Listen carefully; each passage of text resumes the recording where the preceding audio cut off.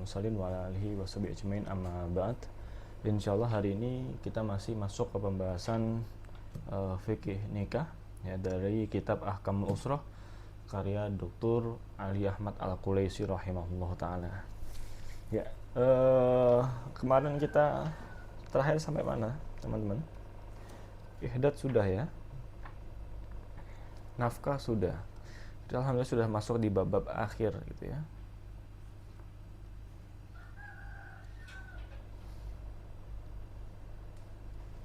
Oh, tentang ini ya. Tentang nafkah ya, nafkatul aqarib ya. Baik. Ya, menafkahi adik, kakak gitu ya. Ya, baik. Hari ini berarti ya kita masih masuk ke pembahasan di bab nafkah ya, yaitu fi miqdarin nafaqah. Ya, al-mabhas al-khamis fi miqdarin nafaqah. Bismillahirrahmanirrahim. Alhamdulillahirabbil alamin. Wassalatu wassalamu ala sayyidil mursalin wa ala alihi washabihi ajmain amma ba'd. Al-mabhas al-khamis fi miqdarin nafaqah. Amma miqdarul wajib min an-nafaqah fa huwa al-kifayah. Maka kadar wajibnya nafkah itu fahuwa al-kifayah, yaitu bergantung pada masing-masing kemampuan dari para kepala rumah tangga.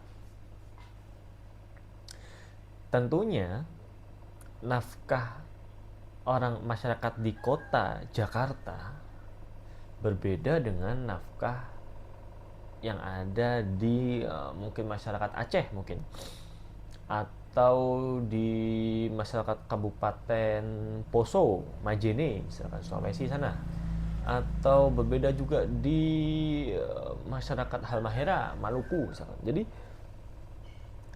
perbedaan kadar nafkah ini tidak diwajibkan, tidak ditentukan oleh syariat berapa minimal kamu harus memberikan nafkah keluargamu. Tidak ada minimal, minimal adalah 2 dirham, tidak. Kenapa? Karena masing-masing memiliki kadar kifayah atau kemampuan, usaha, kebutuhan yang berbeda di masing-masing tempat. Namun beberapa ulama memberikan batas minimal. Itu pandangan ulama saja, pemikiran ulama. Tapi secara syariat tidak ada batas minimal tertentu, tidak ada. Ya. Nah, maka dari itu dalam bab nafkah di sini fahuwa al-kifayah, maka kadar dari nafkah itu fahuwa al-kifayah, yaitu tergantung pada kemampuan dan hasil usaha masing-masing kalian. Yang di Jakarta pun sama toh. Yang di Jakarta misalkan ada yang bekerja sebagai mungkin tukang potong ayam di pasar. Ada yang sebagai buruh, ada yang sebagai ojol, ada juga yang di sana sebagai DPR. Ada juga yang di sana mereka sebagai artis. Ada jadi macam-macam, dan ini tergantung pada kifayah mereka itu ya. Li'anna tahjibu lil haja wal hajatu taqaddaru bi qadariha. Jadi nafkah ini, kenapa Allah mewajibkan nafkah kepada kepala keluarga? Kenapa? Karena dia tajibul lil haja, untuk memenuhi kebutuhan, dan kebutuhan memiliki masing-masing itu memiliki kebutuhan yang berbeda. Misalkan kebutuhan saat belum punya anak misalkan, kebutuhannya adalah makan, minum, ya, lagi pulsa, transport, sakan, tempat tinggal, gitu kan. Itu kebutuhan sehari-hari misalkan, ya, belanja ke pasar, belanja ke minimarket, ya, kemudian untuk kebutuhan sehari-hari, itu kebutuhan sehari-hari. Belum punya anak tuh, masa setahun 2 tahun pernikahan, kemudian saat itu dia mulai hamil, maka ada kebutuhan asam folat, ya, asam folat bukan asam sulfat. Kemudian ada kebutuhan di mana harus memberi susu ibu hamil, ada kebutuhan cek periksa USG, ada kebutuhan itu menjadi nafkah tuh. Jadi kalau misalnya kita bicara, nafkah hanya makan, minum, tempat tinggal, tidak, tapi kebutuhan sehari-hari, ya, itu menjadi nafkah, tetapi tidak wajib. Ya. Apakah USG wajib? Tidak. Ya toh. Tidak wajib pada kalau USG wajib ya kasihan nanti umat terdahulu dia nggak punya alat USG, berdosa semua itu. Ya toh? Gitu. Apakah periksa ke dokter menjadi wajib? Ya tidak. Ya. Kalau menjadi wajib kasihan yang mereka berada di pelosok hutan atau kampung yang tidak ada dokter, jauh sekali dokter 4-5 jam menuju rumah sakit. Wah, kasihan. Ya. Apakah susu ibu hamil menjadi wajib? Tidak. Ya. Kalau wajib, kasihan mereka yang belum punya rezeki cukup misalkan, atau mungkin mereka jauh tinggal di pedalaman, tidak ada susu ibu hamil di sana, ya, suku-suku misalkan di Papua itu ya. Nah, kalau menjadi wajib maka mereka berdosa. Tetapi ya ada batasan minimal yang menjadi wajib, tapi itu masuk nafkah. Artinya yang menanggung biaya itu adalah suami. Jadi yang menanggung biaya susu, pokok dan lain itu adalah suami. Itu ya. Nah, kemudian maka itu berbeda. Nanti kalau sudah punya anak beda lagi. Anak bayi 0 sampai 6 bulan beda dengan 6 sampai 12 bulan. Nanti beda lagi kalau sudah ya di atas 1 tahun, beda lagi udah sekolah. Ya. Ini kalau udah sekolah, sudah SMP, SMA, sudah kuliah, misalnya kalau anaknya perempuan, ya, maka berbeda-beda. Tergantung pada apa? Ya pada situasi masing-masing. Fayu'ti al-qarib ma yahtaju ghalihim min at-ta'am wal kiswa wa sakan wa dalilu ala dhalika qaulu Nabi sallallahu alaihi wasallam li Hind zauj Abi Sufyan khudhi ma yakfiki wa waladaki bil ma'ruf, ya. Maka paling tidak, karena ini memang kita sampai sampel, yaitu sampel dari kisah Hind, ya, istrinya Abu Sufyan. Ambil contoh kisah Hind. Jadi memang contoh yang diambil dari hadis ini adalah contoh yang simpel. Kenapa? Karena kebutuhan pada saat itu berbeda dengan kebutuhan sekarang. Maka tidak tercantum tuh pulsa, tidak tercantum juga itu uang listrik, ya karena pada saat itu belum ada pulsa, belum ada HP, listrik mungkin belum seluruhnya ada listrik, gitu ya. Khudhi ma yakfiki wa waladiki bil ma'ruf, maka ambillah untukmu dan untuk anakmu, ya, secara bercukupan, ya, mencukupi untukmu dan anakmu dengan baik, gitu. Wa idza kana al-qarib 'ajizan an khidmat nafsihi fa 'ala qaribihi an yakhdimahu bi nafsihi aw yadfa' lahu ujra khadim aw nafaqatihi, lianna dhalika min jumlatil kifayah wa hadha la khilafa fihi 'inda al-fuqaha fil jumlah. Apabila idza kana al-qarib 'ajizan, ada kita punya saudara dia lemah, cacat, mohon maaf, kemudian membutuhkan bantuan, misalnya dia nggak bisa bekerja dan ana khidmah di nafsi wa fa'ala qaribihi an yakhdamahu bi nafsi, maka apa, kalau ada saudara kita atau orang tua atau nenek atau kakek gitu ya lemah nggak bisa bekerja, maka apa, kita wajib membantu mereka,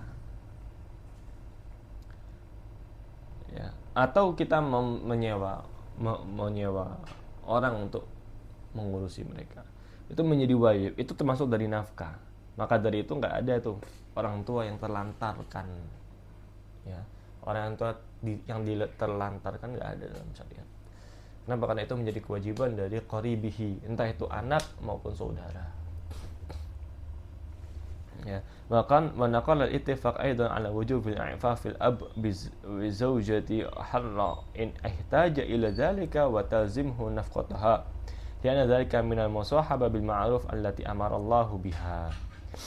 Dan para ulama juga berittifaq, bersepakat bahwasanya apa, wujubu i'faful ab, ya, ya, untuk membantu i'faful ab bi zaujati hurrah. Kalau misalkan bapaknya dia ingin menikah atau mungkin ingin memerdekakan budak, maka silahkan bantu bapaknya, gitu ya. Kemudian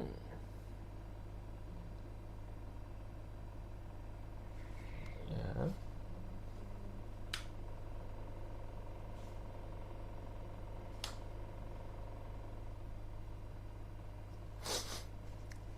Juga beberapa ulama mengatakan jika misalkan ibunya mati, sudah meninggal ibunya, kemudian bapaknya ingin menikah lagi, maka kewajiban seorang anak adalah mencarikan ibunya, bapaknya istri baru untuk membantu ya khidmah kepada bapaknya.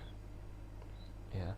Nah, kemudian wayaro hal Hanabila bahwa qaulun fi madhabil Hanafiyah wa annahu yajibu ifafihi li'anna dzalika mimma tad'u ilaihi al-haja wa yatadar bi faqdihi. Ya, maka beberapa ulama itu menjadi wajib. Wajib berarti apa? Kalau tidak melakukannya maka berdosa. Yaitu pendapat dari Hanabila, ya, madhab Hambali, dan ada satu pendapat dari madhab Hanafi. Ya. Nah, ini merujuk pada kitab Ibnu Qudamah. Wa yarfuqu al-Hanabila aidan annahu yalzimu ifafu kullu qaribin tajibu nafqatuhu walau kana min ghairi amudin nasab. Maka beberapa ulama juga mengatakan, berarti kalau misalkan dia ada mahar, ada kebutuhan lainnya, maka apa qaribihi, itu saudara-saudaranya misalkan, ya, itu maka juga turut membantu untuk apa? Untuk tadi, ya, ifaful ab, seperti itu. Fi hukmi nafqatil mamalik wal bahaim. Nah, ini kita membahas setelah ini kita membahas tentang hukum menafkahi budak. Nah, budak kita skip saja karena memang sudah tidak ada perbudakan di sini. Ya. Nah, ini menafkahi hewan ternak. Jadi betapa Islam itu sangat detail dan sangat rahmah. Bahkan pembahasan hewan ternak saja ada nafkahnya. Kenapa ya? Karena hewan ternak itu kan kita rawat. Ya, sama seperti istri dan anak-anak kita rawat, maka kalau kita punya hewan ternak maka apa kita rawat juga. Mimman malaka bahimatan lazimahu al-qiyam bi'ala fiha wa suqiha. Kalau yang punya hewan ternak, ada kucing, apalagi ayam, bebek, sapi, apalagi hamster, ya, kelinci, maka wajib dia menafkahi dengan apa? Dengan makan dan minumnya saja. Wa yahrumu alaihi an yahmila fawqa taqatiha. Maka enggak boleh memperkerjakan mereka berlebihan, ekstrim. Dia punya kuda, tapi pekerjakan terus-terusan sampai kuda sakit, pucat, enggak boleh. Wa yahrum alaihi an yahlib min labaniha ma yadhurru bi waladiha. Nah, ini betapa rahmahnya syariat. Ya, dan diharamkan juga mengambil susu dari hewan-hewan yang menyusui, ya, misalkan sapi, kambing, kalau itu mendatangkan bahaya kepada anaknya. Jadi misalkan ibunya lagi menyusui itu, anaknya punya banyak, misalkan kambing gitu kan, sapi misalkan 2-3 kambing lebih banyak lagi. Nah, kita nggak boleh mengambil susu kalau misalnya susu itu ternyata apa? Bisa mendatangkan mudarat pada anak-anaknya. Dengan kita ambil susunya jadi habis, kemudian malah apa? Malah anak-anaknya nggak dapat susu. Ya. Maka tidak boleh. Fa in imtana an nafqati bahaimihi ajbarahu al-hakim 'alaiha. Nah, para ulama berpendapat bahwasanya kalau misalkan dia tidak mampu, atau dia bukan tidak mampu tapi dia tidak mau memberikan nafkah kepada hewan ternaknya, maka apa? Maka diwajibkan bagi hakim untuk dia memaksa, ya. Namun ada beberapa pendapat dari Imam Abu Hanifah yang mengatakan tidak harus dipaksa, tapi disarankan saja. Ya, seperti itu. Jadi memang ini adalah tanggung jawab. Jadi Islam mengajarkan tanggung jawab. Ya, Islam mengajarkan tanggung jawab. Kalau kamu punya hewan ternak, maka silakan kamu nafkahi. Dengan apa? Menafkahi hewan ternak dengan memberikan makan dan minum yang cukup. Ya. Apakah vitamin termasuk? Ya, vitamin jika misalnya dia sakit maka termasuk. Kalau misalkan dia butuh pertolongan, butuh obat, maka silakan. Kenapa? Karena itu termasuk dari konsekuensi dan tanggung jawab kita memelihara hewan ternak. Termasuk kucing, ya. Kita punya kucing di rumah, maka beli makannya itu termasuk dari tanggung jawabnya. Kalau kita pelihara kucing terus kita kurung gitu aja, nggak dikasih makan cuma paling 3 hari sekali, bekas nasi kita gitu kan, nasi pindang kasih makan gitu. Nah, itu zolim, ya, zolim dan dilarang dalam Islam. Kalau sampai ada yang menzalimi hewan, maka apa? Hakim wajib untuk memaksa mereka untuk tidak menzalimi atau mungkin untuk memberikan makan dan minum. Seperti wallahu alam bisawab. Kita tutup ya, insyaallah kita pertemuan depan kita membahas tentang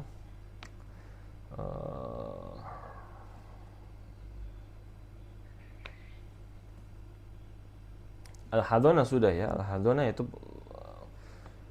hak asuh. Kemarin kita membahas tentang hak asuh ya. Baik. Jadi al-hadona sudah. Syurutul hadona sudah ya.